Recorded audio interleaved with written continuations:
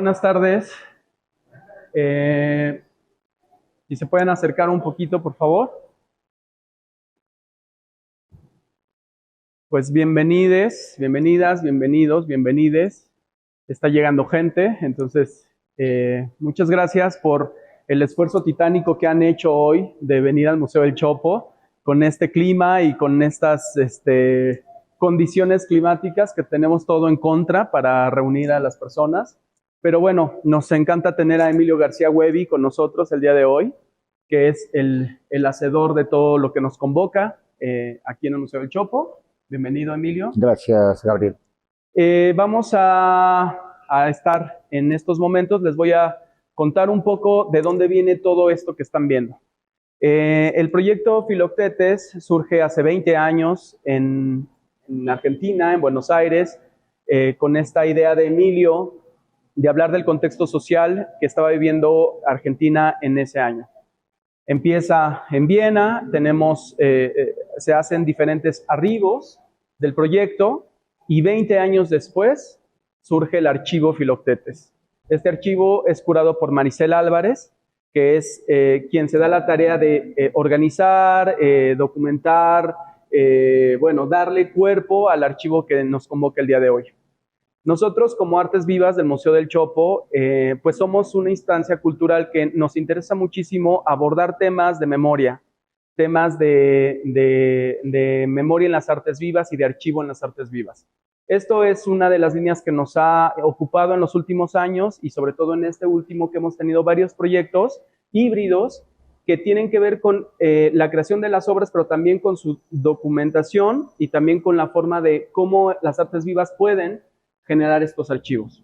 En ese sentido, hemos tenido varios proyectos a lo largo del año pasado y de este en particular que tienen estas características. Por eso el archivo Filoctetes era una de nuestras joyas a obtener, porque pues conocemos, ya lo verán más adelante en esta presentación, que Emilio nos hablará de cómo surge, cómo se configura el proyecto Filoctetes, el archivo Filoctetes, y posteriormente estaremos allá adentro dialogando con él directamente. Entonces preparen sus preguntas, sus impresiones.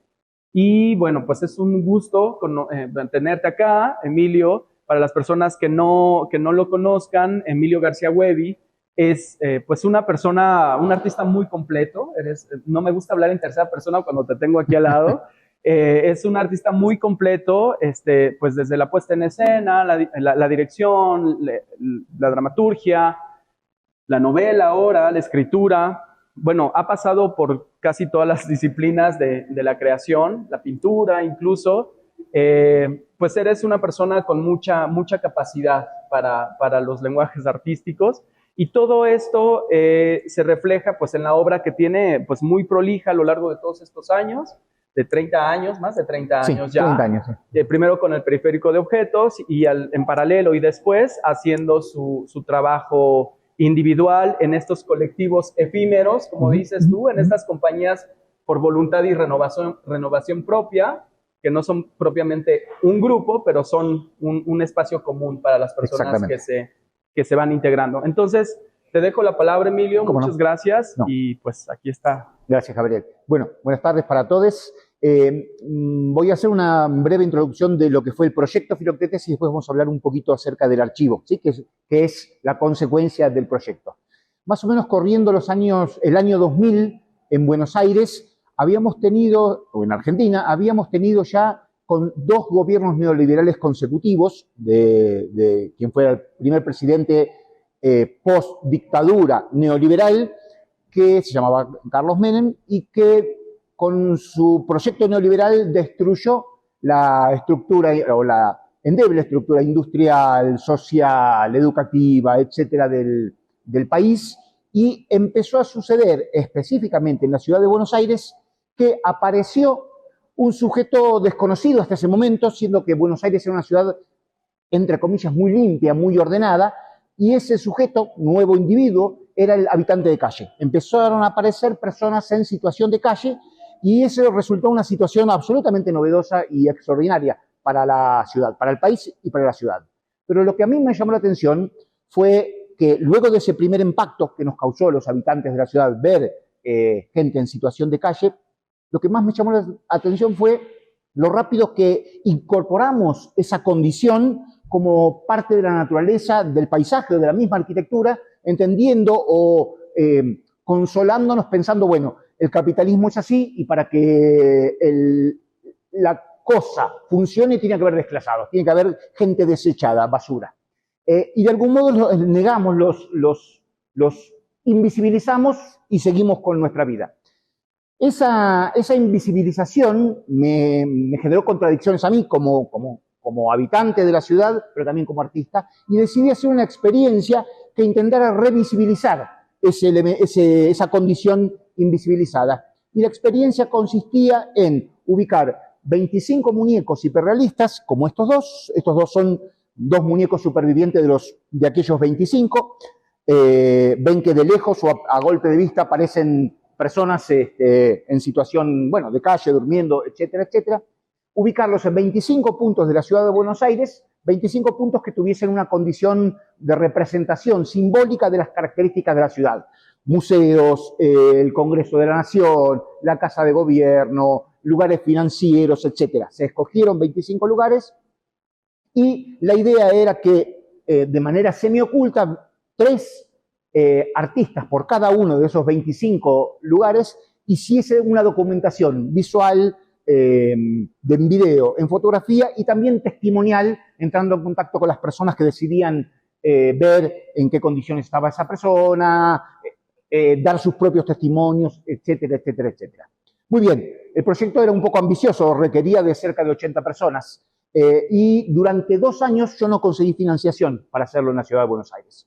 Como dijo Gabriel, yo tengo otras actividades dentro de mi práctica teatral y conseguí financiación en un festival en Austria, en Viena, para hacer el proyecto primero ahí.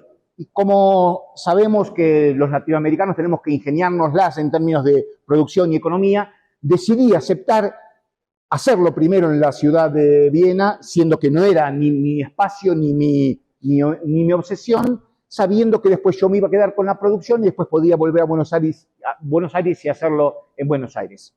Así es, se hizo en Viena, también con las mismas características de producción, con un productor local, escogimos 25 lugares de la ciudad de Viena, se hizo la intervención urbana, se documentó, se hizo registro, hizo mucho ruido en la ciudad, en el festival y al mismo tiempo en la prensa gráfica y en la media, y ese ruido se transformó como un proyecto exitoso. Cuando volví a Buenos Aires, como lamentablemente nuestra también mentalidad colonialista tercer mundo, como fue exitoso en Europa, cuando llegué a Buenos Aires inmediatamente se abrieron todas las puertas.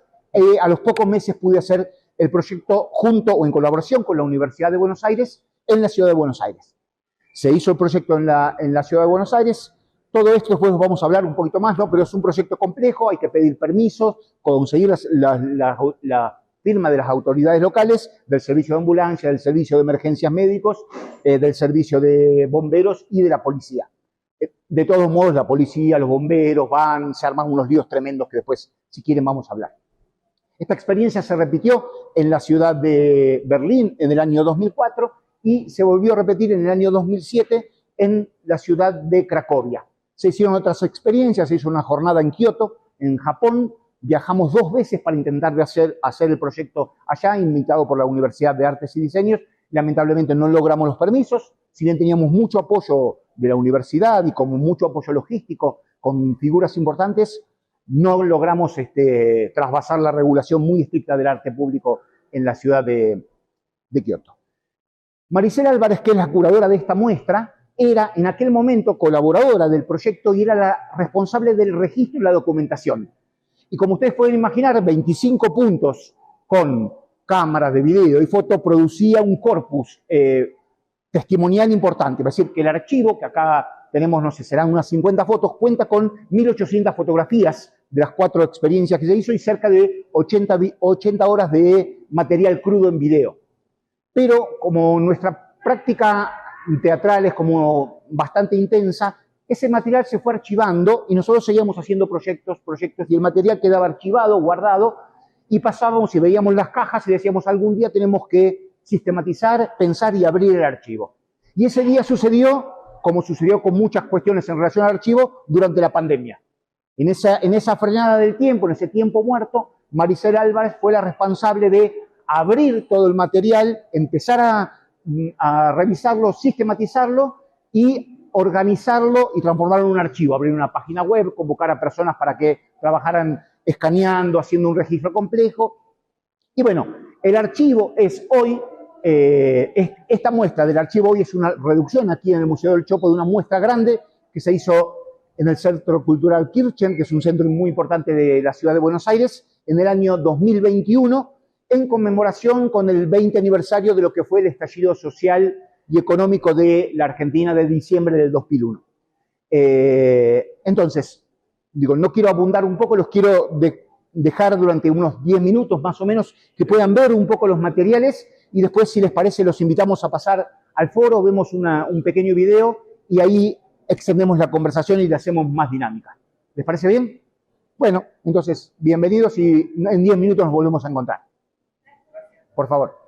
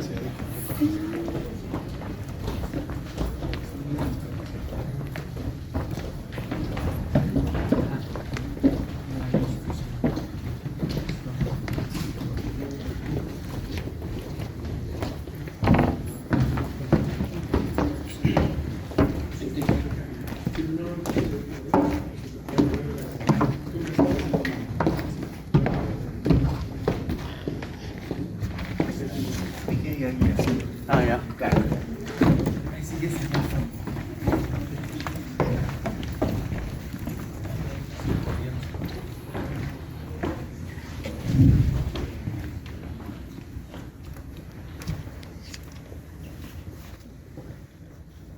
En relación a otras disciplinas, puedo hablar acerca de un proyecto que para mí llevó gran parte o llevó un buen tiempo, porque es un proyecto que se inició en el 2000 y que todavía está activo, y que es el proyecto Filotetes, que es un proyecto de intervención urbana con cuerpos hiperrealistas de muñecos que reproducen los cuerpos de las personas ubicados en diferentes locaciones. En relación a otras disciplinas, puedo hablar acerca de un proyecto que para mí llevó gran parte o llevó un buen tiempo, porque es un proyecto que se inició en el 2000 y que todavía está activo, y que es el proyecto Filotetes, que es un proyecto de intervención urbana con cuerpos hiperrealistas de muñecos que reproducen los cuerpos de las personas ubicados en diferentes locaciones de la ciudad. En ese momento estábamos en el borde del estallido del 2001, y en cierta forma tenía como una relación de cierta preocupación acerca del contexto de realidad social, cuando empezaron, o a lo largo de la década infame neoliberal, donde la ciudad de Buenos Aires se pobló de habitantes de calle, cosa que antes era algo impensado. A mí me llamó mucho la atención cómo nosotros, los que vivíamos en la calle, incorporamos rápidamente esa realidad como si fuese parte de la naturaleza o de la arquitectura o de la nueva geografía de la ciudad, y lo invisibilizamos rápidamente. Obviamente es un mecanismo de protección, pero no podemos ir pensando todo el tiempo en eso, pero en cierta forma hay algo que se invisibiliza y deja de ser un problema. Y a partir de esa idea lo que yo quería era volver a hacer visible esa problemática que se había incorporado y invisibilizado rápidamente. Entonces la idea era ubicar muy específicamente en determinadas locaciones cuerpos tirados en la calle, de modo tal de volver a ser visible aquello que había quedado invisibilizado. Entonces en ese proyecto, que en principio no conseguí financiación aquí en la Argentina, y la conseguí en Europa. Entonces se hizo primero en Viena, en la ciudad de Viena, después inmediatamente se hizo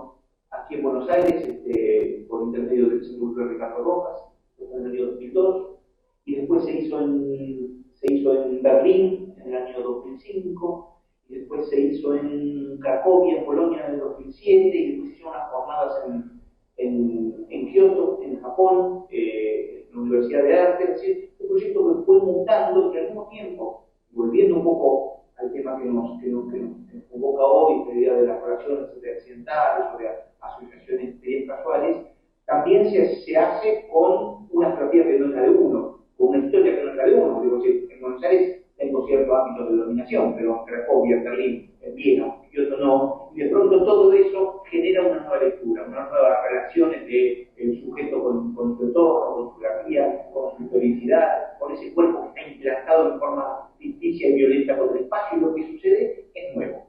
Es nuevo, desde cosas fascinantes, de actos de una humanidad fascinante, a unos actos de violencia insoportables en relación a una acción política. Y esto es puro también, puro desde el tiempo, de trabajar al aire libre en invierno, en el invierno europeo, o días de lluvia o un calor insoportable en Buenos Aires, a las reacciones naturales humanas, o las reacciones que imponen la cobertura mediática de esas, es decir, las relaciones de juicio de valor, en relación al artístico, en relación a lo humano, a lo político, que imponen un determinado medio de comunicación en relación a eso, hace que todo sea novedoso, que todo sea accidental, y que todo sea posible o no.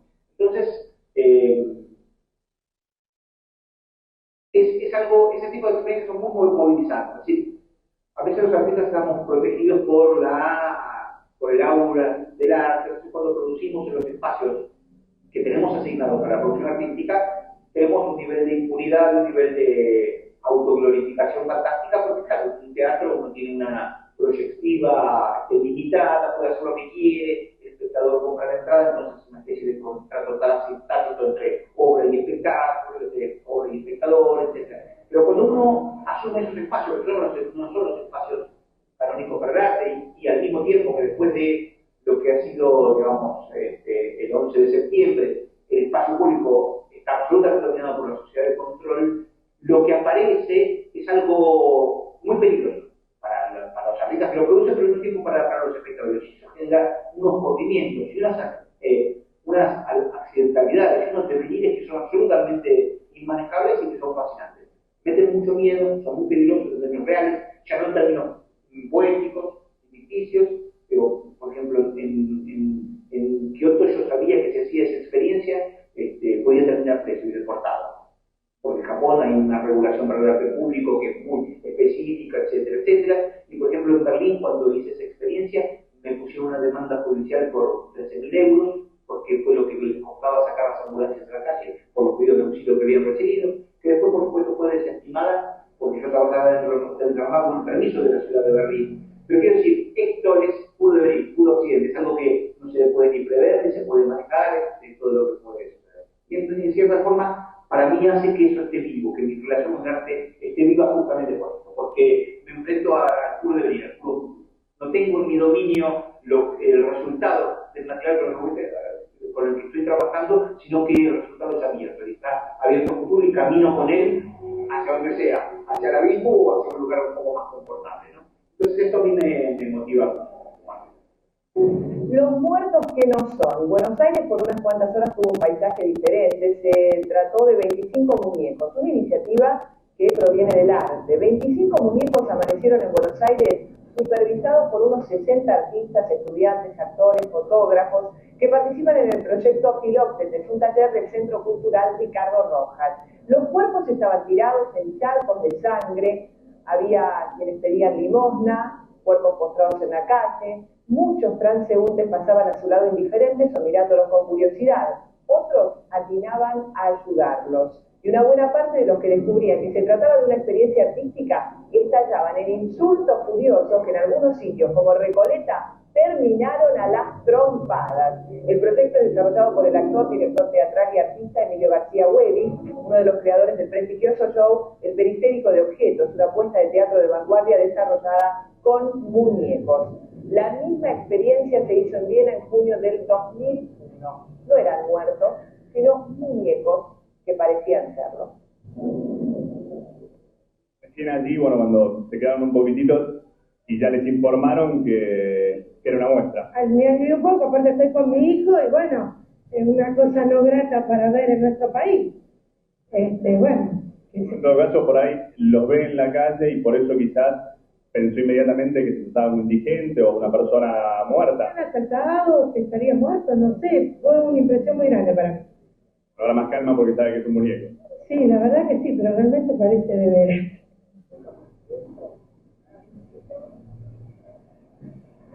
Era un muñeco. Sí, era un muñeco de serio. Primero, ¿qué pasó? Lo veían y decían, esta persona está muerta. Esta persona está muerta, y, sí. Pero la verdad no pensaba que era un muñeco de verdad. No. Era una persona de verdad.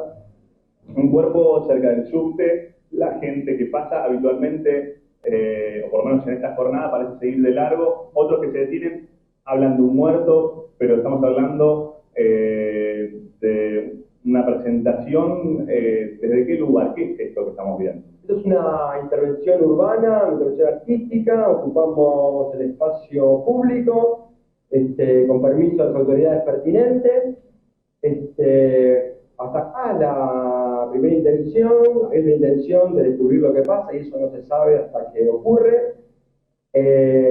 Lamentablemente algunas de las cosas que imaginábamos pasaron. Por ejemplo, Que el 98% de las personas, nada, sigue de largo, cual paisaje naturalizado Buenos Aires 2002. La mayoría con la certeza de que es un muerto. Sí. Bueno, hay un montón de gente que realmente no lo ve, no lo vio. Pero la gente que sí, la mayoría de la gente que lo ve reacciona con asombro y sigue de largo. Muy pocas personas atinaron a llamar al SAME, muy pocas. ¿Todo esto aquí? Sí. No más de 5 o 6 personas agarraron el celular en 6, 7 horas que nos llevamos y intentaron llamar al SAME. Bueno, por supuesto nosotros lo cortamos, ¿no? ¿Qué otra reacción hubo de la gente, de los que sí, de ese poquito de gente que tuvo reacción concreta? Bueno, como vos recién que nos escuchaste, había una señora que decía, bueno, esto es lo que nos pasa, esto es lo que somos, nadie reacciona a lo que está pasando, y hubo otras personas enojadas con nosotros o con el proyecto, con el gobierno de la ciudad, paso a saber por qué, indignadas, quizás porque creen que la tomamos en su confianza, cuando en realidad, si doblás por alguna esquina de esto, vas a encontrar a alguien tirado así, más muñeco o menos muñeco, pero formando parte del paisaje del modo más natural. Un grupo de artistas del Centro Cultural Ricardo Rojas colocó maniquíes muy reales en las calles de la ciudad. Como si fueran personas tiradas en la calle. Y la intención era filmar las reacciones de la gente. Pero muchos vecinos se asustaron y volvieron realmente locos, evidentemente. En 25 esquinas de la ciudad hubo estupor, sorpresa, indignación, indiferencia. Sensaciones y reacciones distintas de quienes se topaban con un cuerpo postrado en la vereda, otro herido y sangrante, otro durmiendo en la entrada de un museo, pero no fue un día trágico. Fue un proyecto artístico en el que los protagonistas fueron 25 muñecos hiperrealistas, hechos de látex y con vestimenta. Esta experiencia es con 60 estudiantes del Rojas, que son estudiantes de artes visuales, de teatro, de cine, de video, de producción, de música, en las cuales ellos están registrando lo que sucede, registrando en términos de documentación. Esto es filmando, esto es sacando fotos, esto es grabando, interpelando a la gente, haciéndole una entrevista como la que vos me estás haciendo ahora. Ellos se acercan a la gente que está ofuscado, que piensa distinto o que apoya la intervención y le dice que cuente de qué se trata. El proyecto Filoctetes ya se hizo en junio del año pasado en Viena. A pesar de que los organizadores avisaron al gobierno porteño, a la policía y al SAME, la producción artística causó un revuelo fenomenal. Los teléfonos de emergencia se pusieron al rojo vivo. Frente a esto, nosotros obviamente, como no era fácilmente corroborable, porque la gente insistía en que eran lesionados, optamos por redoblar nuestra capacidad logística para tratar de para enviar los móviles realmente a todos los auxilios pedidos. Hubo un hecho anecdótico, creo que fue 1 o 2 veces, en el cual cuando llega el móvil al lugar donde estaba el muñeco, efectivamente había una persona que aparentemente por la impresión de ver el muñeco había sufrido sufrido una descompostura leve, entonces fue atendida rápidamente por el personal del SAME. Los resultados y las conclusiones del trabajo se revelarán en un seminario del Centro Cultural Rojas. Durante varias horas, 25 cuerpos que parecían personas heridas, accidentadas o indigentes en problemas, causaron caos en la ciudad. Todo por amor al arte.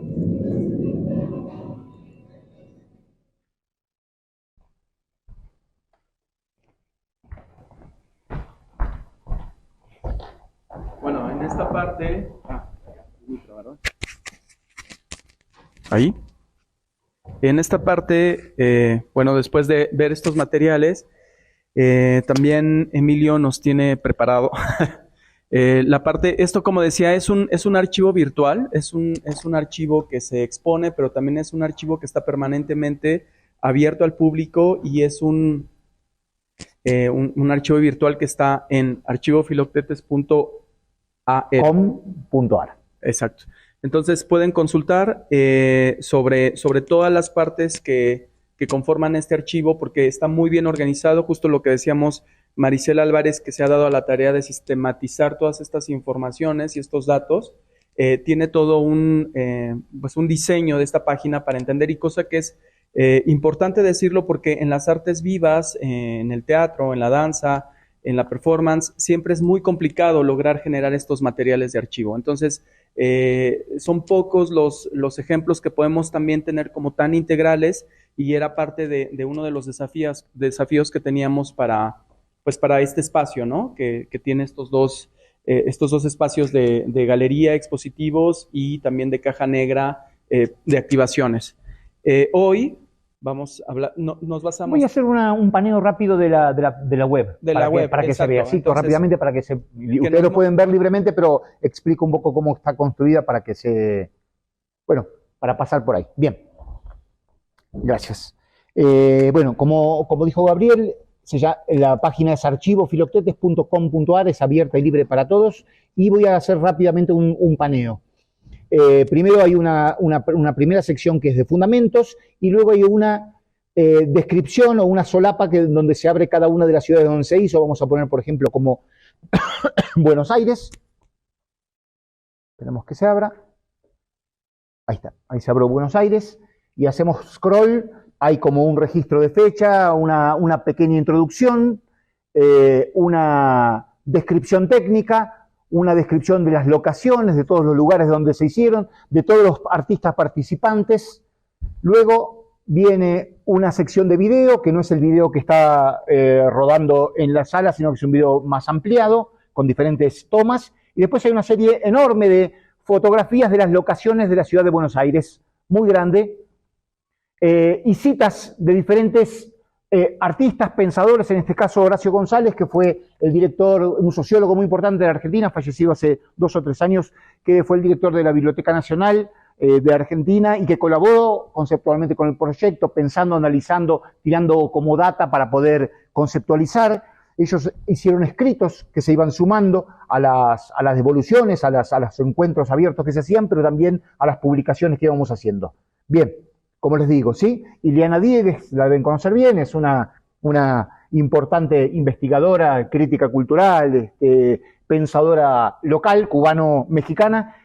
También ella difundió mucho el proyecto Filoctetes en diferentes partes de Latinoamérica, de Hispanoamérica diría, y fue también como una vocera y colaboradora del proyecto. En fin, cada una de las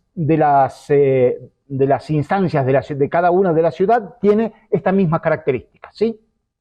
Luego pasamos a la parte de medios. En los medios están carpetas que tienen ¿cómo se llaman?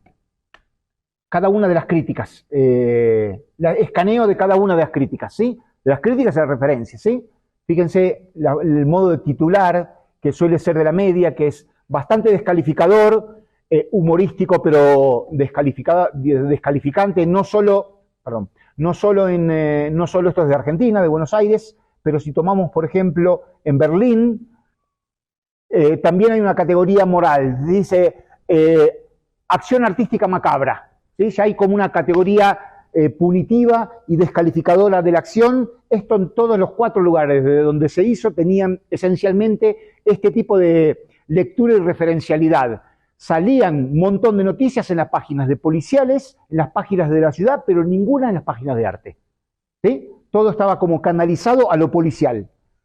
En fin, esto también, como les digo, lo pueden revisar, esto si tienen ganas, hay como muchos, ¿sí? De diferente material, así que bienvenido. Y está actualizado hasta... Y está actualizado ahora. Maricel lo estuvo en Buenos Aires, Maricel Álvarez regresó. Es importante porque también decirlo por la vigencia del archivo, ¿no? Y la prontitud para irlo alimentando. Esto es de ahora. Ahí debe estar la fecha por acá, pero es de hace una semana, 2 semanas. La mirada de acá está, del 3 de agosto, hace 2 semanas, no sé cuánto. Quiero decir que está todo el tiempo alimentándose en función de los materiales nuevos que aparecen. ¿Por qué? Porque nosotros pensamos el archivo, Maricel piensa el archivo, y en connivencia también con el modo que tiene Gabriel y que tiene el Chopo de pensar las artes vivas, como un registro no de la documentación para pensar el pasado, sino como activa proyectivamente hacia el futuro. ¿De qué sirve esta memoria? Y cómo construye discurso para pensar lo que viene y no lo que pasó. Lo que pasó nos sirve para reflexionar, pero no como para tirar papers o para hacer más profusas las páginas, sino justamente para pensar a dónde vamos y cómo vamos a dónde vamos, ¿no? Y esta es una de las partes que a mí más me interesa, que es la sección que se llama derivas. A ver, perdón, acá. En la parte de ensayos, esperen que va lento, sí. Voy a ir hasta abajo de todo. Lo que hizo Maricel cuando fue pensando el archivo fue convocar a diferentes referentes culturales, por ejemplo, en este caso Cintia Mesa, que es una curadora de arte contemporáneo, para que pusiera en relación, a partir de tomar el disparador, como disparador, el proyecto Filoctetes, para pensar esa relación del proyecto y su especificidad. En este caso, ella, desde de las artes, habla a partir del concepto de red, etcétera, pensando el archivo de manera expandida. Pero esto es mucho más grande. Por ejemplo, Gonzalo Aguilar también es un crítico cultural, un crítico de arte, especialista en arte performativo brasileño de los años 70 y 80, y toma como referencia las acciones, las intervenciones de Flavio de Carvalho, y desarrolla una relación entre la historicidad de lo que fue, digamos, la cosa pop tropicalista en la calle de Brasil en los 70, 60 y 70, y establece una relación. Nora Lezano es una fotógrafa muy importante argentina que hizo un registro en su momento de indigentes en la calle, y entonces se aporta el archivo también desde otro lugar. Graciela Esperanza es una crítica cultural argentina muy importante, también reflexiona siempre como disparador. No están hablando del proyecto Filoctetes, sino están poniendo en relación para pensar derivativamente cómo se piensa desde diferentes lugares, ¿no? Jorge Laferra es un crítico y videoartista importante, etc.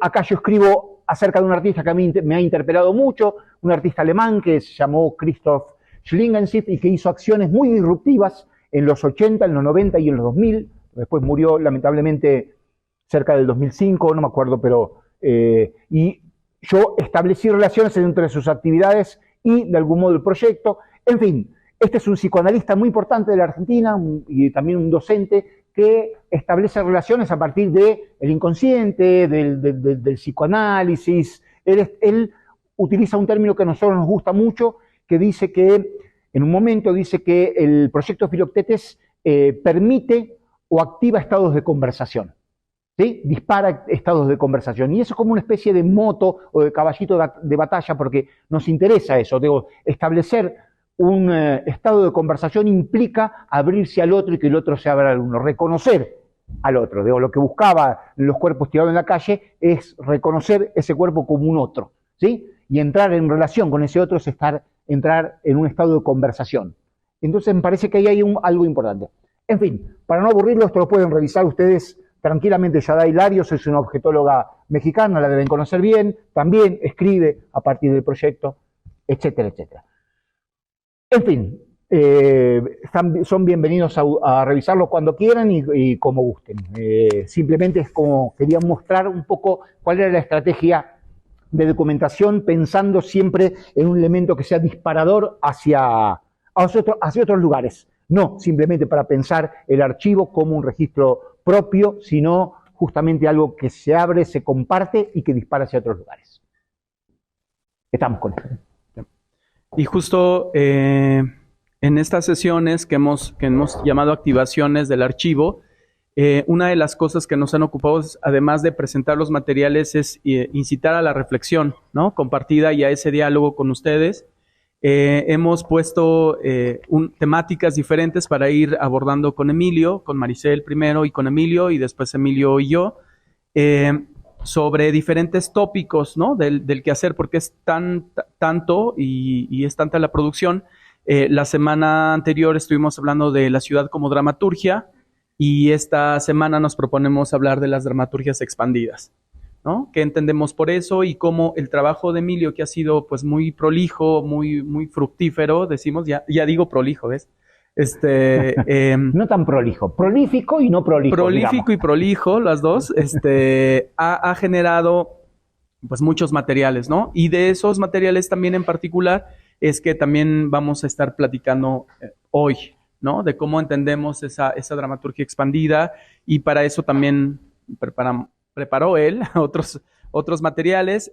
¿Quieres que los veamos? ¿Nos vas contando? Sí, lo que puedo hacer es hacer una pequeña introducción y verlo. Sí, un poco en razón a lo que dice Gabriel de esos tópicos que vamos poniendo a lo largo de los fines de semana para no aburrirnos y para poder que las conversaciones se abran a otros lugares. Pensamos en este caso el concepto de dramaturgia expandida, entendiendo que el proyecto Filoctetes es un proyecto de artes vivas, pero que no se encuadra dentro de las prácticas tradicionales de las artes vivas. Es decir, no está dentro de la caja negra, no tiene estructura dramatúrgica, no hay un devenir, un comienzo, un nudo, desarrollo, desenlace, etcétera, etcétera. No trabaja con una hipótesis, simplemente es generar un acontecimiento y lo que acontezca se piensa a partir del acontecimiento, etcétera, etcétera.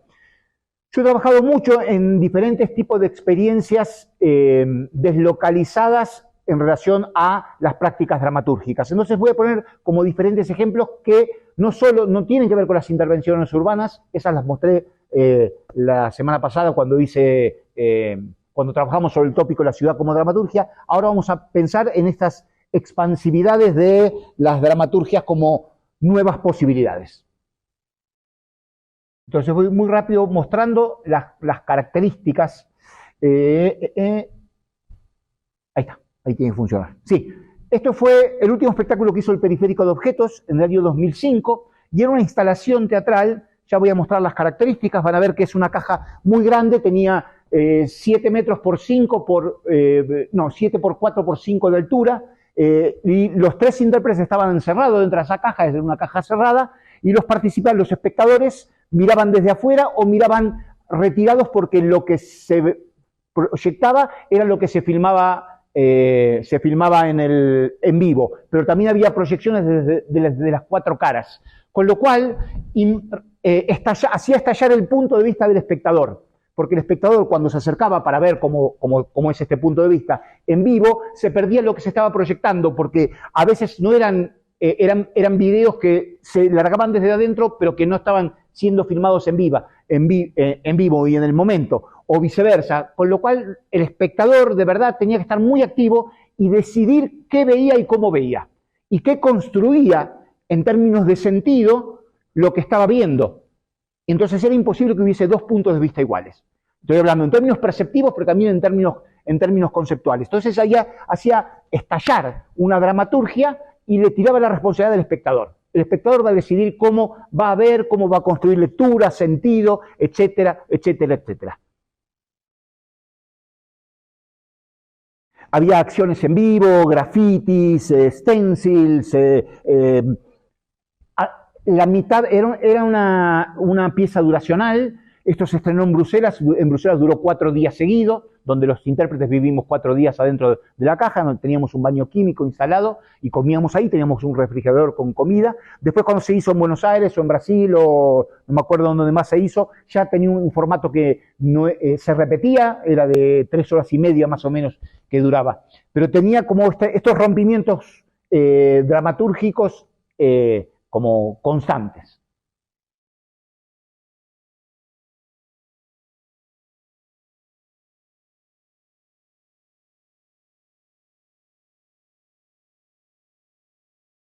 Bien, otra pieza. Este es el Matadero que se transformó en un serial. Yo empecé a trabajar con el concepto de Matadero, entendiendo que el Matadero es el título de una novela fundacional de la literatura social argentina. Es una novela de 1830 y pico, en donde se habla acerca del desgarramiento que va a sufrir y sigue sufriendo nuestra sociedad en la contemporaneidad, que es la oposición entre 2 polos antagónicos que van a detentar el poder y intentar destruir o estar en contra del otro, como una cuestión sistemática que se viene reproduciendo en la historia de nuestro país. Pero también el Matadero como un nombre, como un lugar donde se tienen víctimas y se carnea a cuerpos.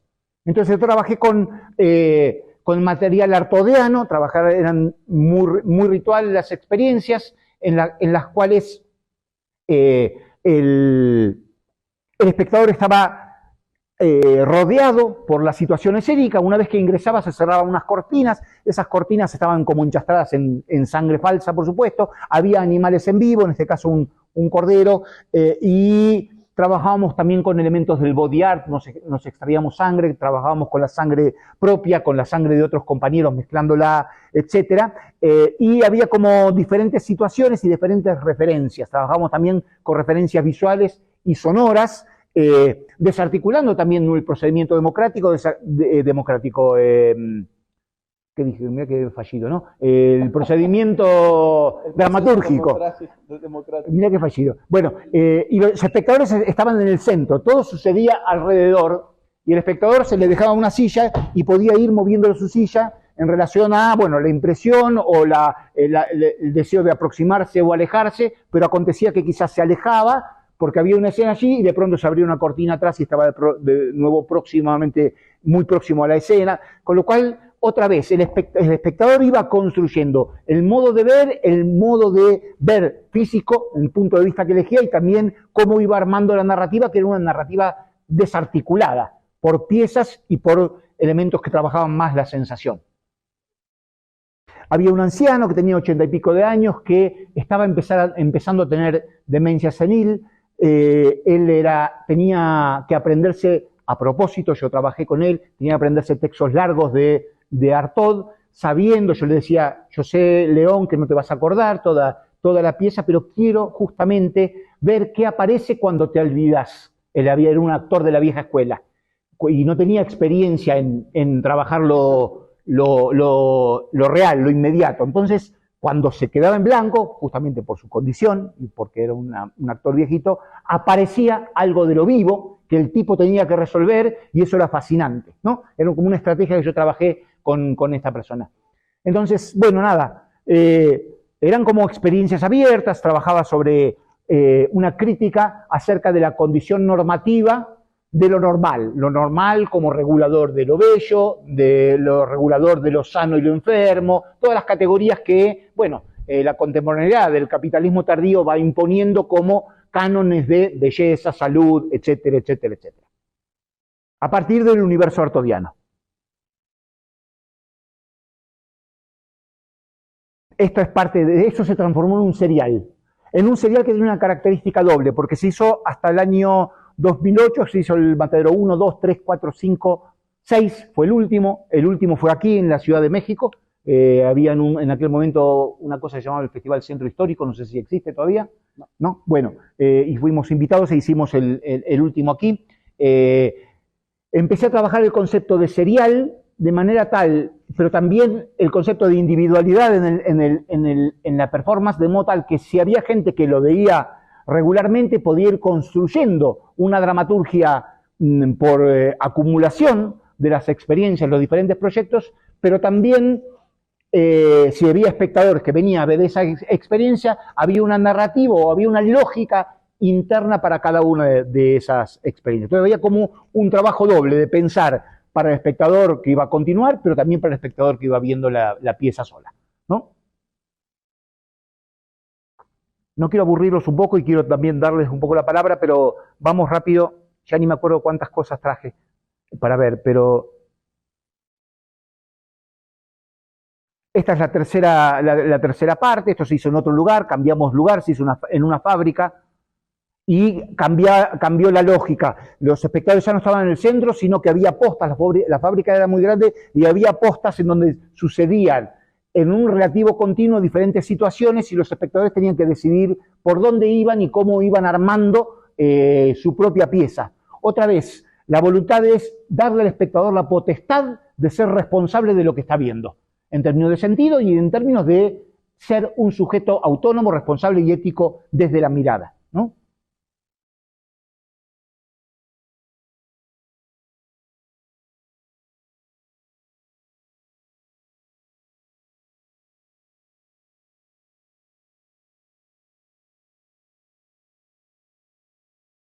Esto se hizo en el año 2007, es una versión de Moby Dick en una universidad en Alemania, en Múnich, y fue una performance duracional que duró 27 horas.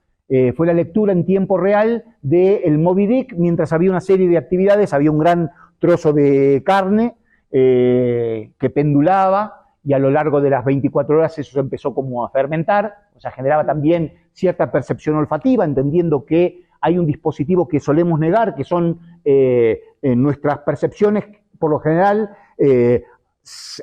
se atiende lo artístico al aspecto audiovisual y se niega al aspecto sensorial del olfato, del tacto y del gusto. Entendido que también hay otras herramientas que a veces son más efectivas que las tradicionales para llegar a comunicar determinadas ideas, ¿no? Entonces estaba eso pendulando y había una serie de actividades que hacían los artistas a lo largo de las 27 horas, que no sabíamos cuánto iba a durar, porque obviamente no se ensayaba, era una performance, y la lectura duró lo que duró. El público ingresaba, se iba, había un bar abierto, había almohadones y colchones para que el espectador pudiera pasar el tiempo que quisiese, no solo sentado, sino acostado, leyendo, había libros disponibles para poder leer el texto y seguir la lectura, etcétera, etcétera.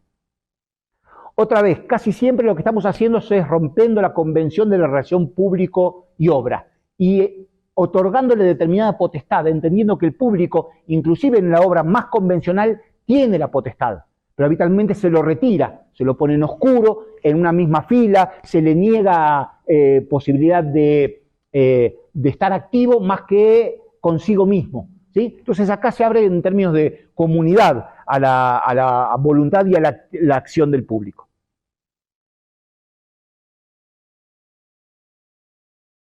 Esta es una acción que hice yo, con sangre, con mi propia sangre, donde me desangré durante 6 minutos 45 segundos, con una referencia a una obra icónica, una pieza icónica de Joseph Beuys, que se llamó Cómo explicarle el arte a una liebre muerta, que hizo Beuys en los años 60, muy conocida. Yo leí un texto de Walt Whitman mientras me iba desangrando. No tengo ninguna voluntad masoquista, ni quiero morirme en escena, ni mucho menos, ni tengo ninguna voluntad suicida. Trabajé con una enfermera, la enfermera me puso un catéter cuya llave estaba abierta, de modo tal que yo durante esos 6 minutos 45 segundos perdiera como máximo medio litro de sangre, que es lo que uno pierde cuando uno va a donar sangre. Más de medio litro no se puede donar.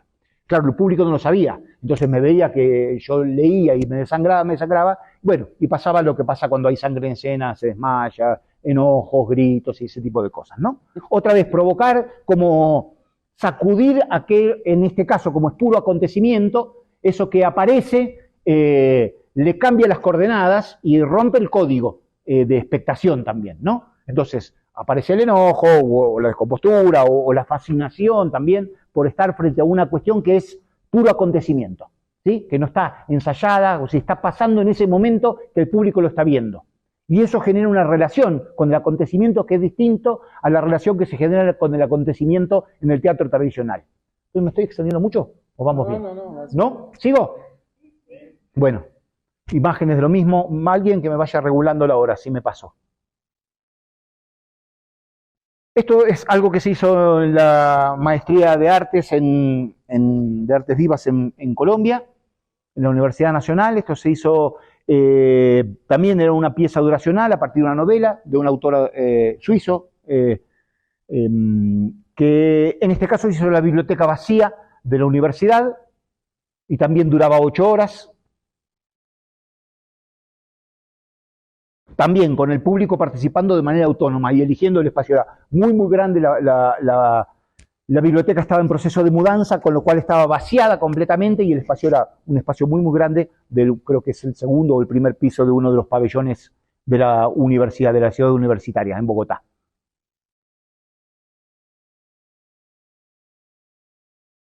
Y esto se hizo otra, porque trabajé con 2 grupos y se hizo una segunda experiencia también con el mismo texto, al otro día, pero con otro grupo, que también duró cerca de 8 horas, pero en otro lugar y con otros conceptos. Acá trabajamos con el concepto del doble, de la duplicación. Entonces lo que hacían era sacar moldes en vivo de sus propios cuerpos en yeso para después rellenarlos con gelatina y al final de la performance, ahí están los rostros, por ejemplo, el copiado de rostro de algunos de los compañeros, al final se devoraban a sí mismos, ¿no? Tenía que ver un poco con el origen del material. Pero había como una devoración, había como el cuerpo estaba presente, a los lectores se los iban enyesando a medida que iba leyendo y cuando terminaba quedaban completamente duros leyendo.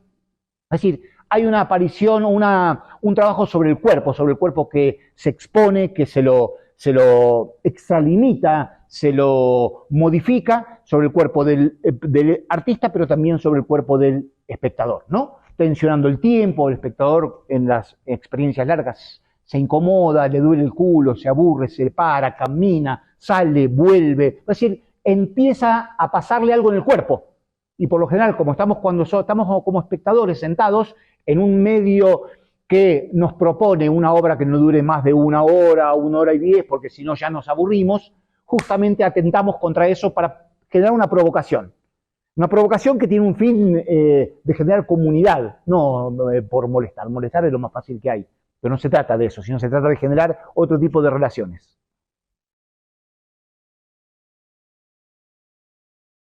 Este es a partir de un texto de un poeta americano, Allen Ginsberg, ¿sí?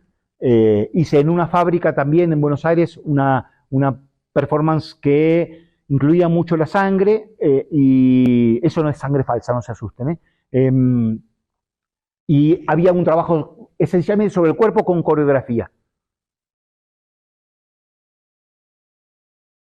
Un dispositivo siempre visual que es intenso, es fuerte, seductor, complejo, es decir, no es narrativo, pero uno puede establecer relaciones. ¿Ven? Se ven camas así, uno puede asociar con lo que sea, hospital, nurserío, psiquiátrico, etcétera, pero también todo el contexto alrededor niega esa obviedad y plantea también otra lógica, con lo cual el espectador tiene que tomar decisiones todo el tiempo. Yo considero que si un espectador no trabaja cuando va a ver una obra de teatro o una pieza de artes escénicas, no está cumpliendo su función como tal, ¿sí? No es un sujeto autónomo, es alguien que está siendo impuesto en determinadas decisiones que le pueden pertenecer al director o a la obra, pero no al espectador en su carácter de autónomo.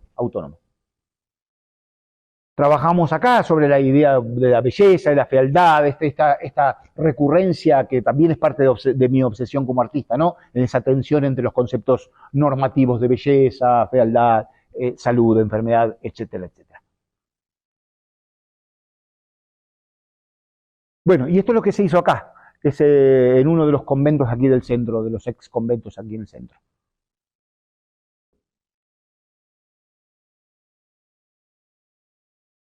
Acá estaba focalizado más esencialmente en la cuestión de la violencia sobre el cuerpo de la mujer, ¿sí? Sobre los femicidios, la referencia a Ciudad Juárez no era directa, solo el título era suficiente para que el espectador enfocara el modo de ver del sentido teniendo en cuenta el título. ¿Sí? Es una estrategia dramatúrgica muy simple, pero que hace que lo que se está viendo esté teñido por el título del material.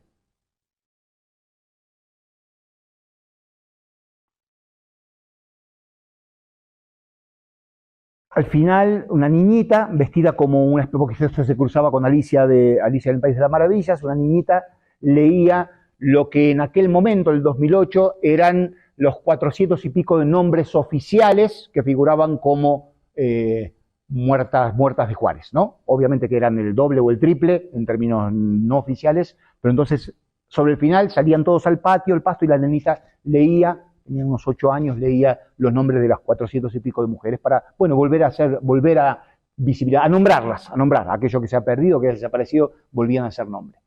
Esto se hizo en Bogotá, esto es un sitio específico, esto se hizo en la morgue de la Facultad de Veterinaria. ¿Sí? Acá se diseccionan animales, nosotros tomamos el espacio, lo limpiamos, lo rearticulamos y trabajamos a partir de textos de Kafka que hablan sobre los animales. ¿Sí? El público entre los performances, muy desarticulado, no una cosa cualquiera, está muy organizado, pero está desarticulado para que quien tenga que articular sea el espectador.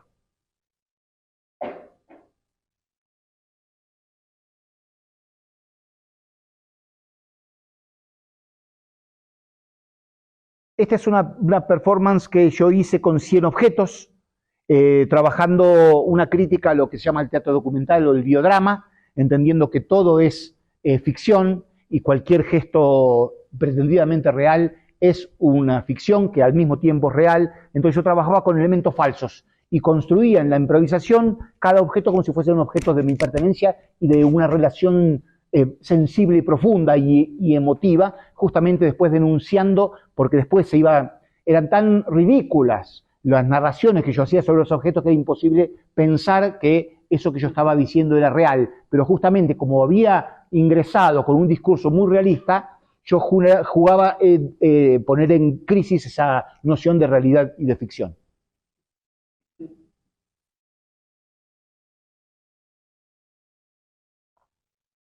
Esto se hizo también en la facultad, de la Universidad Nacional de Colombia, en Bogotá. Era un trabajo sobre un texto de Jean-Luc Nancy, con 12 intérpretes en una parte de un baño de un gimnasio y otros 12 intérpretes en otra parte del baño del mismo gimnasio. Y esto es un trabajo que hice sobre el texto de Jean-Luc Nancy, un filósofo francés, 58 indicios sobre el cuerpo, donde 58 cuerpos iban ingresando y diciendo los indicios de cada uno de los 58 indicios de Jean-Luc Nancy. También era una experiencia que duraba cerca de 3 horas y media, con los cuerpos en un espacio de 6x6, que ingresaban y tenían una estructura muy rígida que tenían que cumplimentar. Se tenían que desvestir, poner la ropa en el centro y decir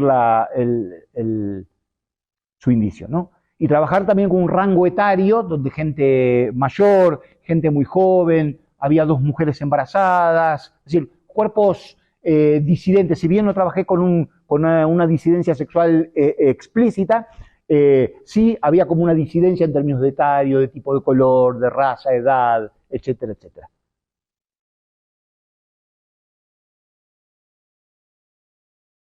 Esta es una performance que hice con un poeta y músico muy hermoso de Argentina, que lamentablemente murió durante la pandemia, que se llamaba Gabo Ferro, y que trabajamos a partir del universo de Artaud.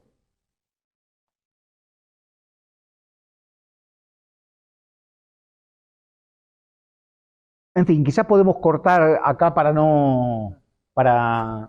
poder abrir la conversación, si no se va a hacer muy largo, ¿no? Hay más material, pero me parece que está bueno darles un poco la palabra a ustedes y ya. Claro, ¿no? cuando decía que era muy prolífica la obra de Emilio, no estaba bromeando. Entonces, bueno, son muchos ejemplos que nos llevan todos a esto de la idea de la dramaturgia expandida y de cómo esa noción de dramaturgia tradicional pues se abre, ¿no? hacia otras posibilidades que tienen que ver con este nivel performativo, ¿no? De lo escénico, ¿no? De permanencia, de latencia, de presente, que hacen que una pieza corte su idea de representación y se vuelva un acontecimiento. Entonces creo que tiene que ver con eso el trabajo del que has hablado, y justo bueno, a reserva de lo que tengan, que vamos a hacer una dinámica de preguntas o de comentarios, tenemos solamente este micrófono. Entonces, Marco nos va a ayudar porque como es el único micrófono, pues y estamos haciendo una grabación también, puedan levantar la mano y participar con el micrófono. Pero justo, digamos, parte de los proyectos que nos presentas, justo a diferencia del archivo Filoctetes, ahí podemos ver cómo la potencia de un proyecto puede quedarse en lo efímero de su representación y en un registro, por ejemplo, de imágenes, ¿no? Es muy común ver en la reflexión registros de obra, ¿no? Fotográfica, es como lo común de las compañías de teatro, de los performers, tener un registro vasto de video, imagen y video, ¿no? Y ahí también es la pregunta de hasta dónde la obra se vuelve ese registro de obra, hasta dónde ese documento, ¿no? Ese registro se puede volver un documento y hasta dónde ese documento se vuelve un archivo. Es una buena pregunta porque a partir de la experiencia que hizo Maricela Álvarez en relación a transformar el proyecto Filoctetes en un archivo Filoctetes, yo empecé a pensar, yo tengo mucho material de archivo, mucho de todas mis obras, ¿sí? Mucho material de objetos, de materiales de documentales, gráficos, escritos a mano, guiones, subrayados, mucho vestuarios, mucha cantidad de vestuarios de diferentes cosas. Y empecé a pensar también de qué manera eso no queda guardado o no queda como un registro, como un PowerPoint, mostrar solamente un registro de imagen, sino eso puede empezar también a activar un disparador para pensar un recorrido, para pensar otra vez cómo está pensando el archivo en un devenir futuro, ¿no? Y es una pregunta que me hago porque es mucho material y sería como una melange de diferentes proyectos, ¿no? Porque son muchos, de verdad. Claro, y ahí también se van reciclando, justo lo decías el otro día, se van reciclando elementos de una puesta anterior a otra, pero cambian completamente su significado. Entonces, eso también es importante, ¿no? Como el objeto en sí puede o no ser un documento de un montaje. Totalmente. Porque el objeto como tal, bueno, lo vimos, de repente ahí justo te preguntaban sobre la estética, ¿no? Sobre el universo, digamos, hay una... Tú lo dijiste, que son escenas muy vivas, muy vistosas, con mucha intensidad, ¿no? Es como una constante en tu trabajo, pero como un elemento puede significar tantas cosas, porque hay unas repitencias, como dices tú, se va repitiendo tal vez un elemento, pero que su significado cambia radicalmente de un montaje a otro. Sí, y a veces desde el mismo montaje cambia porque trabajamos como una idea de polisemia, de que cada elemento tiene como diferentes sentidos, pero también diferentes usos dentro de la misma obra, y por lo tanto el sentido o su significación puede modificarse dentro de la misma obra. Lo que parecía que era determinado de una determinada cosa, por un gesto dramatúrgico bastante simple, se transforma en otra cosa y deviene otro tipo de materialidad, ¿no? Otro tipo de sentidos, ¿no? Claro. Bueno, voy a preguntar si alguien tiene alguna pregunta. Preguntas o comentarios, obviamente, ¿no? No hace falta exacto. que sean preguntas necesariamente, ¿no? Exacto. Bueno, ¿algún comentario también? Hasta que no levanten la mano. Si no, bueno, esperamos a que la piensen. No. Raquel.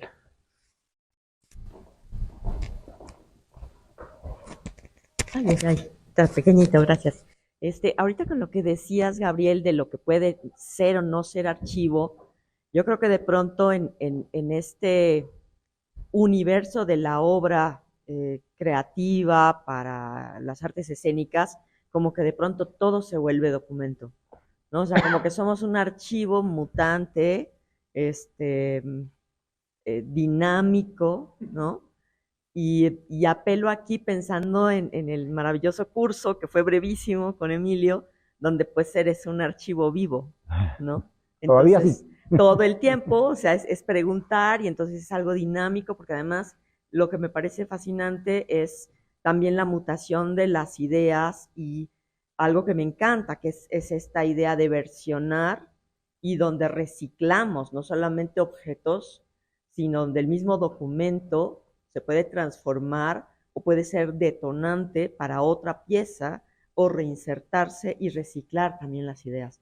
Entonces eso me parece fascinante y también bien complicado, ¿no? En esto que también de alguna manera es como imposible el archivo, ¿no? O sea, el cúmulo archivístico de pronto, o sea, pienso en Calazo, pienso en Benjamin, donde es imposible, ¿no? Entonces eso también es fascinante porque lo hace efímero y constantemente vivo en este estallido del devenir y del estar pensándote, ¿no? Como creador y en relación con colaboradores y con espectadores, que también yo creo que eso es algo que resueno y para mí reverbera muchísimo esta idea de la persona que no es esta masa, sino que es alguien que está reverberando contigo. Sujeto espectador, claro. Y bueno, eso o sea, yo me quedo muy conmovida con este material del archivo Filoctetes y ver estos muñecos y pensar en toda la vida que ya tuvieron y todo lo que esos objetos ya vivieron en la calle.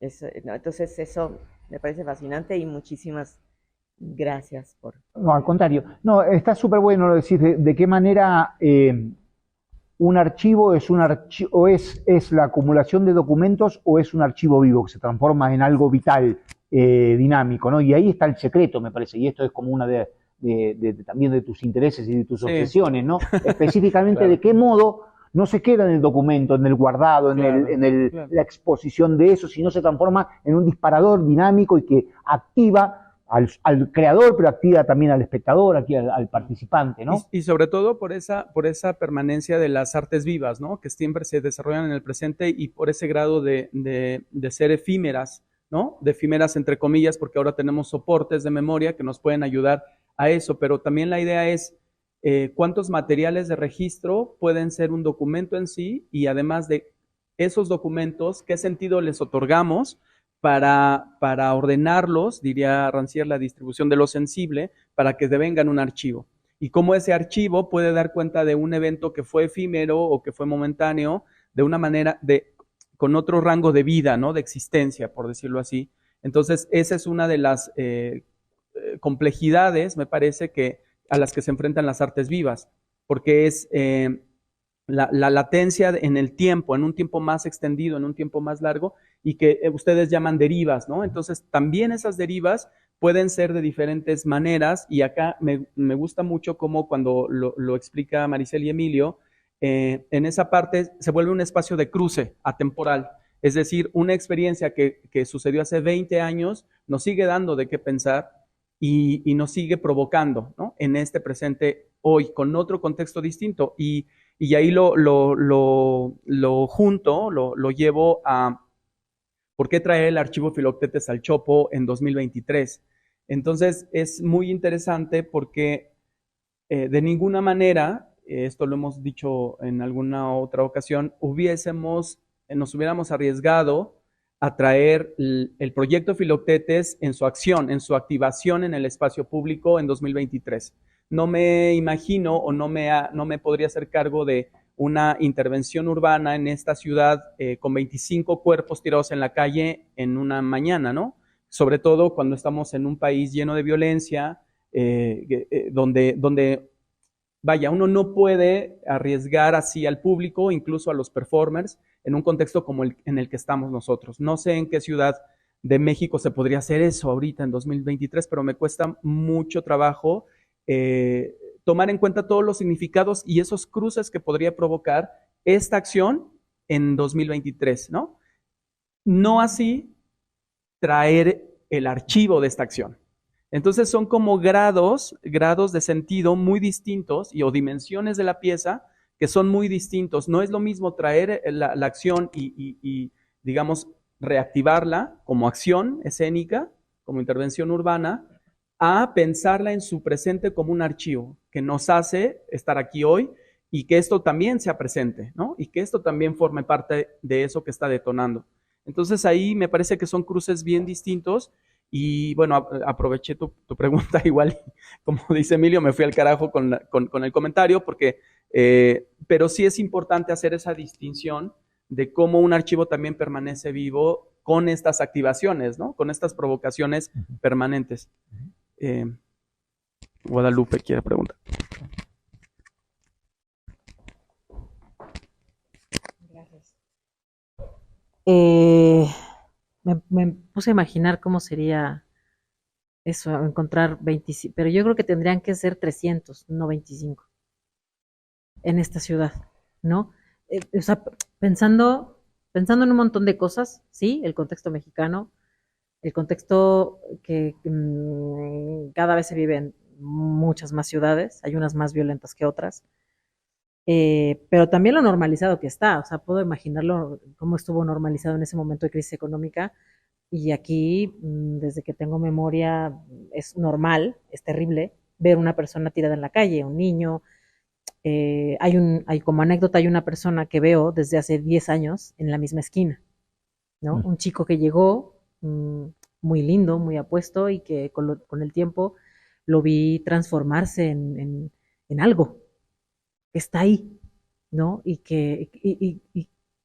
Y me quedo sin palabras porque lo veo y digo, ¿y yo qué hago, no? Digo, ¿puedo hacer algo o no puedo? No lo sé, ¿no?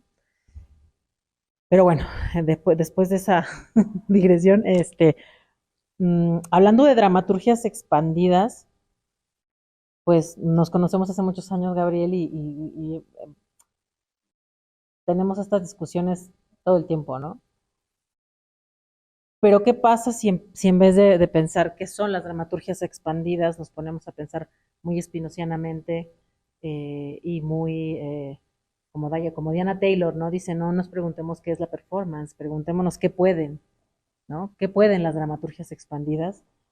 Y viendo tu trabajo, Emilio, y acordándome de otros, pienso en profanar, en desmitificar, en develar, porque finalmente estamos rodeados de objetos polisémicos. Las cuerpas, los cuerpos mismos son, ¿no? Devienen muchas cosas, porque claro, trabajar con sangre, con el propio cuerpo, con el cuerpo del otro, con las moralidades, ¿no? Finalmente son profanaciones, y me gusta mucho como esa palabra, ¿no? Esa idea de profanar dentro de una práctica que irónicamente no se puede profanar, ¿no? Mucha gente diría, eso no es teatro, o eso no es danza, o eso no es artes visuales. Es como, ¿no? El eso no es, sería como el miedo a la profanación de la propia práctica, ¿no? Artística. Y luego me viene una pregunta con lo del archivo, sobre cómo convertimos al archivo en archivo. ¿Cómo convertimos al archivo de arte al archivo en archivo de arte? Porque claro, ¿qué es la mirada, la intención, cómo lo colocas? No lo sé, ¿no? Porque podemos ir a Lecumberri y allí hay un archivo. Vamos al álbum de fotos de familia y allí hay un archivo. Mismo a las personas que acumulamos cosas, que coleccionamos, tenemos, ¿no? ¿Qué hace al archivo un archivo de arte, ¿no? ¿Cómo lo convertimos en ello, ¿no? Sí, más que archivo de arte, ¿no? Un archivo vivo, ¿no? Este es el punto, ¿no? Porque yo creo que habría que diferenciar entre colección, archivo y archivo vivo, ¿no? Son como diferentes categorías que podrían andar rondando ahí cerca, ¿no? El archivo vivo un poco lo que busca es eso, es dinamizar desde el pasado, es decir, que el material documental, histórico, funcione como una catapulta, como un disparador hacia lo que viene, ¿no? Entonces, en ese sentido, y yo pongo como el acento en la práctica de la solapa esta que se llama derivas, donde hay gente que está pensando a partir de esa experiencia o de otras experiencias, como hace con la experiencia de Rodrigo de Carvalho, por ejemplo, va a los 60, o algunos se van más atrás, quizás etcétera, para pensar dispositivos históricos que funcionan de determinadas maneras para ver cómo podrían funcionar hoy. Va a decir, el estar de cuerpo presente y decir, no, esto es imposible hacer hoy porque la realidad supera la ficción, porque para ser más ficcionales que la ficción habría que radicalizar, no sé si 300 cuerpos, pero andá a saber qué es lo que habría que hacer para que de algún modo tuviese un parangón con lo que había acontecido en aquel momento. También yo en el 2007 decidí dejar de hacerlo justamente porque estaban cambiando las condiciones de expectación. Es decir, no había una relación con el otro. Uno es uno conmigo, con uno mismo, con su celular, hay una relación narcisista, y es uno con uno, construyendo una representación para que el otro vea solamente, me vea a mí solamente como quiero ser visto, y nada más. Si es que me preocupa por el otro. En realidad lo que quiero es que el otro me mire a mí, nada más. Entonces, ¿cómo activamos la mirada hacia afuera? Es mucho más difícil. Entonces yo dije que estas características de este proyecto no podían repetirse, por eso decidí no hacerlo más. Con lo cual, yo agradezco el disparador que tuvo Maricela al pensar el archivo, que no quedase como un material guardado, documental, o transformado en papers. Hay una solapa que no mostré. Hay un montón de estudios académicos sobre este proyecto, creo que en algún momento lo pueden encontrar, donde se escriben papers y hojas y hojas y hojas, que está muy bien, pero que también generan categorías más duras, más cerradas. Entonces la idea de la presencia, del cuerpo presente, digamos, de ser, yo puedo dar testimonio de eso, el trabajo de la deriva, es pensar cómo, no son las únicas estrategias, pero me parece que está bueno pensar el archivo como un elemento disparador a futuro, con las estrategias que aparezcan, ¿no? Para que esto de algún modo pueda transformarse en algo activo, no en algo cerrado y duro. Y que no se vuelva un monumento. Sí, claro, por supuesto, exactamente, no lo contrario. Claro, claro. Sí, yo. Bueno, gracias por la activación y por estas experiencias, Gabriel, Emilio. Tengo dos comentarios. Uno es sobre esto que nos compartes, este archivo que activas sobre las experiencias de las dramaturgias expandidas, ¿no? Que están expandidas más allá de la estructura dramatúrgica, también en el tiempo y en el espacio, ¿no? Y finalmente, quien atraviesa esas experiencias, esos espacios y esos tiempos es el cuerpo, ¿no? O sea, me imagino y me pregunto un cuerpo que estuvo 6 minutos y 45 segundos con la sangre mientras leía, algo le pasa, ¿no? Hay una impronta que se queda en el cuerpo al atravesar estas experiencias, ¿no? Estos espacios, al atravesar, por ejemplo, espacios desconocidos, ignotos, o sea, no es lo mismo Buenos Aires que Berlín. Entonces, ¿qué le pasa al cuerpo también? ¿Qué impronta queda en el cuerpo cuando atraviesa estas experiencias, ¿no? Y creo que ya apuntaban aquí a que eres un archivo, ¿no? Vivo. Y también pensaba que ese archivo vivo guarda y lleva consigo lo que Sueli llama el saber del cuerpo, ¿no? Uh-huh. Es ahí, es en el cuerpo, en donde está el saber de estas experiencias, ¿no? Y creo que activar ese archivo, ¿no? Que compartirlo, crea y genera también esas relaciones otras y de comunidad, ¿no? Que frente a la experiencia y al saber de ese cuerpo, estando aquí y compartiendo también nos hace una comunidad efímera, uh-huh, pero de reflexión colectiva también sobre eso, ¿no? Entonces, creo que a lo mejor un poco eso también es el archivo vivo, ¿no? El saber también, del cuerpo. Exactamente, sí. Sí. Es súper interesante, claro. Y la otra pregunta, pues no puede ser una pregunta porque no la podemos responder ahora, que también ya se estaba generando, un poco lo que hablamos ahorita al principio y que tú eres muy incisivo en la cuestión de generar y radicalizar la mirada, ¿no? Finalmente, se generan momentos, se generan también cuadros, relaciones, para radicalizar la mirada hacia algo, ¿no? Hacia cuerpos invisibilizados, hacia cuerpos no aceptados, hacia estas normas establecidas que niegan, dan espacio o no. Y no puedo no pensar en eso en agosto del 2023 en México, cuando la cifra oficial de desaparecidos es de 134,000 personas. ¿Esa es oficial? Es la oficial, la que... No, hasta ahora, ¿no? Hasta ahora. Aparte de que se empieza a contar. del 2006 más o menos, que es cuando hay un aumento del 99% desde pues, la Guerra Fría y eso, ¿no? Pero hay también un ocultamiento y una voluntad de ocultamiento atroz. Teníamos pues este caso emblemático de los 43, el Hey que se acaba de ir dijo, nunca en el mundo habíamos estado en un país en donde fuera tal la voluntad de ocultar, ¿no? Entonces, mi pregunta y mi reflexión es, justo, ¿cuáles podrían ser entonces las imágenes que se pudiesen crear para radicalizar una mirada hacia esta violenta voluntad de ocultamiento que ataca atrozmente a la vida y a los cuerpos, ¿no? Digo, por eso decía, no es una pregunta, pero es una reflexión, ¿no? Esa observación también surgió la vez pasada y surge todo el tiempo, obviamente, porque estamos hablando de eso. Y yo pensaba, ¿cómo radicalizar la mirada cuando la mirada está acostumbrada a ver cuerpos descabezados colgados de los puentes? ¿Qué habría que hacer para eso? Entonces, ¿qué decía?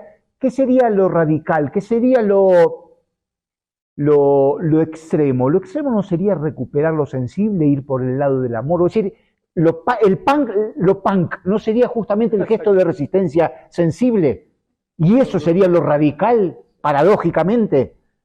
No sería encontrar un tipo de mirada en donde se recupere todo aquello que se dejó de ver porque bueno, no podemos soportar seguir viendo eso, entonces nos enceguecemos. ¿Qué sería? No lo sé, pero quizás sería pegarle la vuelta casi de 360 grados para volver a un punto cero y pensar que el gesto de resistencia no es la de la radicalización de lo tremendo, de lo que no quiere ser visto, o de lo que no puede ser mostrado, porque ha sido mostrado todo. Ya no hay nada que quede por mostrar. Y la mirada ha sido tan acostumbrada que quizás habría que desaprender a mirar. Yo a veces uso un término, es volver a mirar como un niño por primera vez, ¿no? Es la mirada que descubre, de descubrir. Y entonces lo que se descubre es como lo primero, lo más simple, es como recuperar algo que se fue perdiendo, ¿no? Quizás, no lo sé.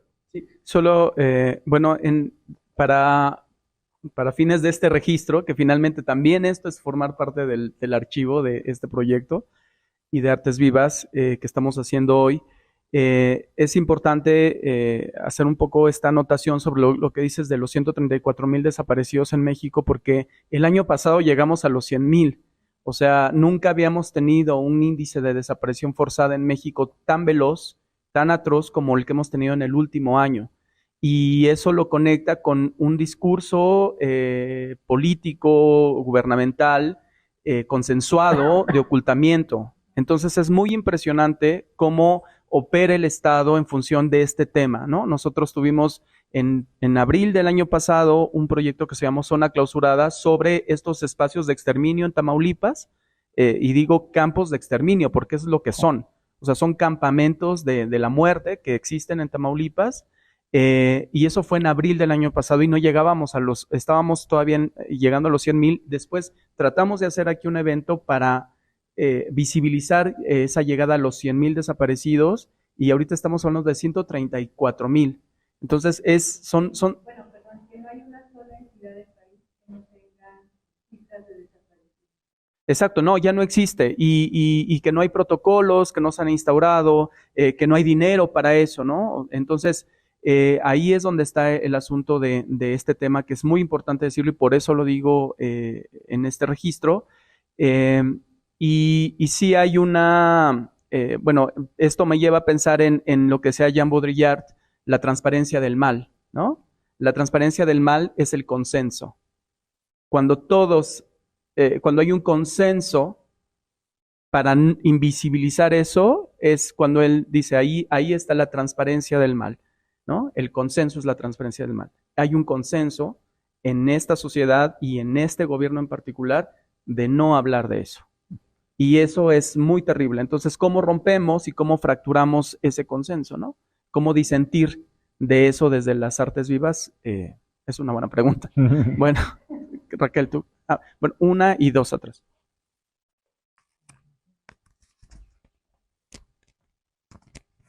Gracias. Sí, pues con lo que dijiste y con la respuesta de Emilio, me quedé pensando en algo que me ocurrió ahora, ¿no? Que por una deriva en la ciudad y por un equívoco, llegué a la extraordinaria exposición de Francis Alice. Y que es lo que, sí, o sea, la ternura, o sea, claro, no, la y de los volver juegos, a mirar claro. como niño.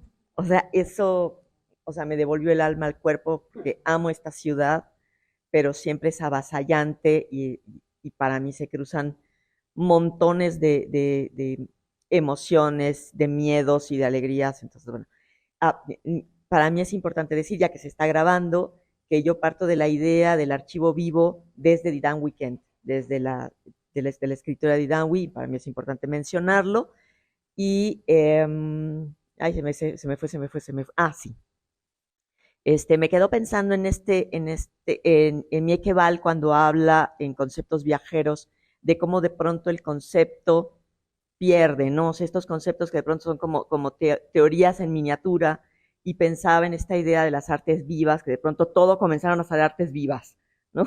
Entonces pensaba en lo fantástico que ha sido la visita al archivo, porque, o sea, para mí las artes vivas es cuando devienen en performatividad, esto es, cuando activa algo en el sujeto espectador, ¿no? Que nos moviliza. Entonces quería hacer ese apunte, y si hubiera tiempo, que pudieras hablar después, si da chance después de las preguntas y comentarios, un poquito más sobre lo que comenzaste en nuestro velocísimo curso acerca de tu crítica sobre el teatro documental, ¿no? Entonces, aquí está pequeño. Ok.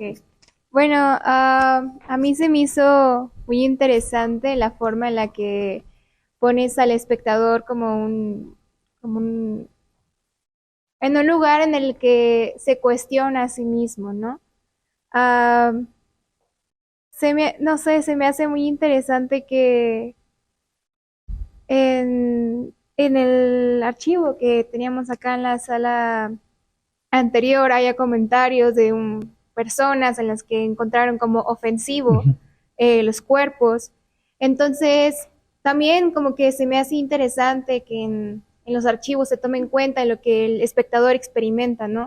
No solamente cuando se está grabando, como ponían en ejemplo, una obra de teatro, que solamente se toma el punto de vista de lo que sucede en escena, ¿no? Entonces, también es muy interesante, yo creo que es vital voltear a ver a lo que sucede en las butacas, ¿no? Porque también es un registro que siento que viene aparte del comentario que dijiste del celular, que se me hizo muy, muy acertado, que estamos como narcisistas observando el celular, ¿no? Al final es un espejo negro, ¿no? Entonces, creo que también como artistas tenemos el derecho, bueno, más bien como que la obligación, ¿no? De tener un diálogo con quienes están observando lo que nosotros estamos exponiendo, ¿no? Porque si solamente partimos de lo que sucede en escena, pues nada más, como en el celular, solo estaríamos siendo narcisistas y nada más poniendo en discusión lo que estamos experimentando como creadores. Entonces creo que, no sé, se me hace muy importante seguir como cuestionando y poniendo en respeto y seguir motivando al espectador a reflexionar, a opinar, como sucede en este momento, ¿no? Porque creo que crea situaciones que siguen hablando en un futuro, ¿no? A mí lo que una persona comentó hace años en otro país me llegó y me hizo reflexionar. Siento que los archivos es muy importante porque también crea conversaciones a través del tiempo y los lugares. Está muy bueno el aporte que haces en relación a que el testimonio el testimonio del observador, del transeúnte o del espectador, sea cual sea el dispositivo, también forma parte del archivo y lo activa, ¿no? Con ese testimonio, ¿no? De hecho, bueno, hay comentarios que están transcritos en inglés, pero también hay unas, y solo a modo de ejemplo, en alguna de las secciones, hay una pila de emails que la gente le escribía al productor en Viena, haciendo, bueno, una serie de reflexiones, comentarios, algunos muy agraviantes, al punto tal de algunos decía de mandarlo de vuelta al campo de concentración en Viena con la historia, digamos, nazi, ¿no? Es decir, hay como ahí también hay como una repercusión que también activa historia, activa entender en qué anda la cabeza de la gente, y que un proyecto donde se abre hacia el afuera, está bien que lo incorpore el afuera como parte del dispositivo, ¿no? Me parece que está bueno esa observación, ¿no? Como que el testimonio del otro, que no quedara una cosa arty, nada más, ¿no? Y bueno, también también les pone a reflexionar a las consecuencias que, bueno, por ejemplo, traer el celular y nada más mostrar lo que yo quiero mostrar a la gente, pues qué consecuencias puede traer, ¿no? Porque, no sé, no solamente es evadir o no solamente es ocultar ciertas partes, pero también es como borrar compensación, no sé, es como muy recurrente. Bueno, pues vamos a ir cerrando. Podemos después seguir platicando lo que quieran. Ahora vamos, solo sobre lo que decías del archivo desde Didan Weekend. Didangui es afortunadamente una parte importante del museo porque es consejera asesora de los proyectos de artes vivas del Chopo. Entonces eso es importante decirlo porque siempre hay un diálogo con nuestros asesores cuando les presentamos los proyectos, cómo los vamos a trabajar, y hay un cuidado, y eso es importante decirlo también, y gracias por traerla a la mención en esto que hacemos, porque hay muchas personas detrás de todo esto, ¿no? Sí son los proyectos, pero es la estructura también que lo podemos ofrecer para tener un proyecto y acompañarlo dentro de nuestras posibilidades. Eso, y por otro lado también cuando decía de traer el archivo y no hacer la activación, porque tú decías 300 cuerpos, ya no sabemos si son 300 cuerpos o ninguno, ¿no? Porque también hay momentos cuando yo veo los materiales y eso lo conecto con el tiempo, el diálogo en el tiempo, pensamos que la performance o las artes vivas o el teatro o lo escénico va como en un destape, ¿no? Como que siempre puedes hacer más y más y más, y esa es una gran ilusión, porque estamos en un retroceso, o sea, lo que ganamos con muchos años de trabajo, ¿no? Desde los movimientos LGBTIQ+, el movimiento feminista, nunca es para siempre, no es determinante y desafortunadamente tenemos que seguir peleándolos siempre, porque siempre hay un retroceso y esto lo conecto con el barrio de Santa María la Ribera, ¿no? En años anteriores nosotros podíamos hacer otros proyectos que nos implicaban un riesgo mucho más grande que el que podemos hacer ahora, porque la alcaldía cambió, porque el poder cambió, porque el control sobre la sociedad ha cambiado, ¿no? Y porque vivimos un entorno fascista de poder con todos los habitantes de la colonia y con todas las disidencias. Entonces, esa condición que no es evolutiva, o sea, no vamos mejorando, no vamos evolucionando, incluso vamos perdiendo muchas cosas. Entonces, no demos por hecho que lo ganado hasta este momento va a ser eterno y que siempre lo tenemos que ir peleando. Entonces, mañana no va a ser mejor que hoy, ¿no? Tal vez esa es la certeza. Bueno, una última, tú, ¿sí? Y ya después tú cierras, ¿no? Sí, cierro, pero... O abres la puerta. Abrimos.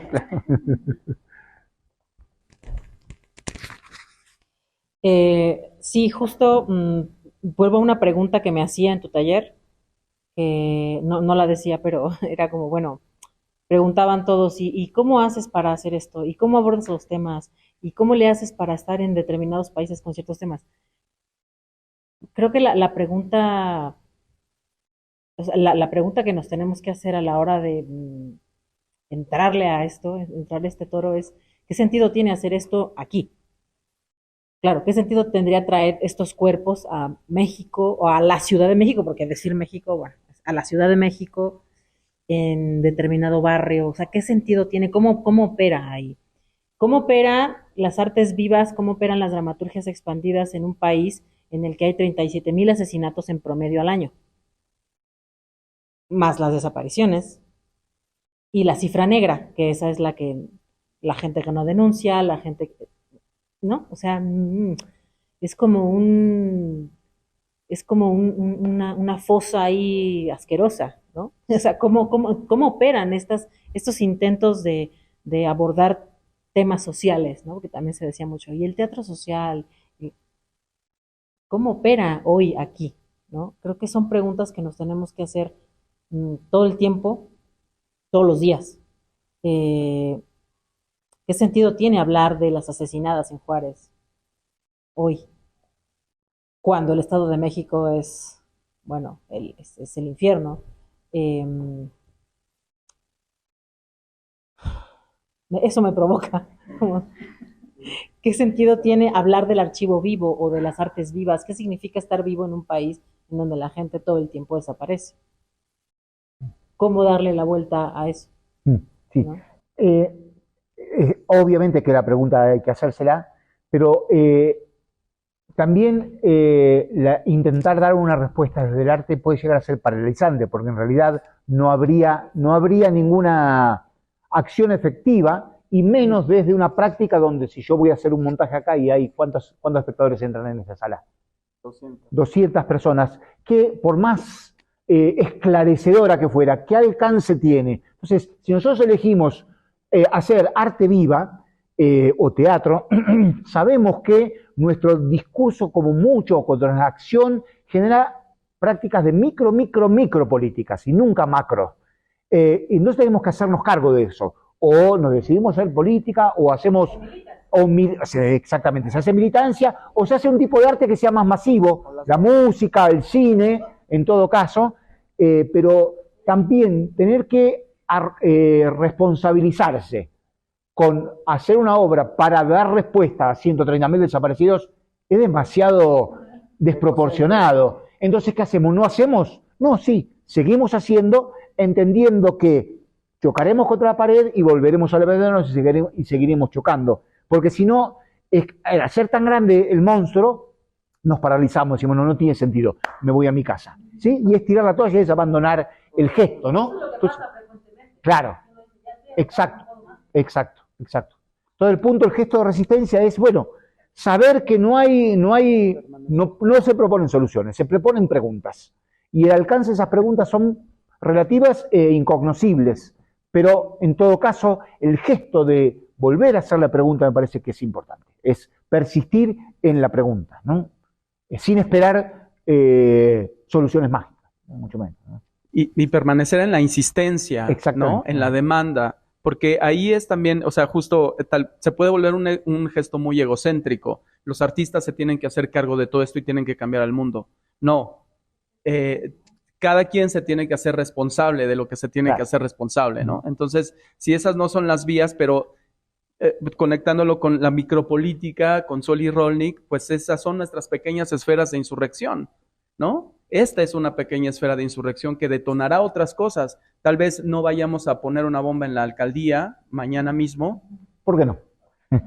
No me den ideas, pero al menos llegará a eso, ¿no? Llegará un contrapeso, ¿no? A todo lo que está sucediendo desde el espacio universitario, desde la gente que hace comunidad, desde la vida de todos los días de este barrio, ¿no? Que es mucho más que una blanquitud o un ejercicio de gentrificación al que nos están sometiendo. Entonces, esa es la resistencia de todos los días, hacer barrio, hacer vida cotidiana y seguir siendo un espacio de poiesis, de creación, de poéticas, ¿no? Insurrectas, si quieres. Claro, la consigna es persistir, resistir. Estar. Y nunca desistir. Nunca desistir. Tal cual. Pues muchas gracias, Emilio, te agradecemos muchísimo. Y pues gracias a ustedes por estar aquí. Un aplauso, Emilio. Por favor. Gracias, hasta luego. Gracias.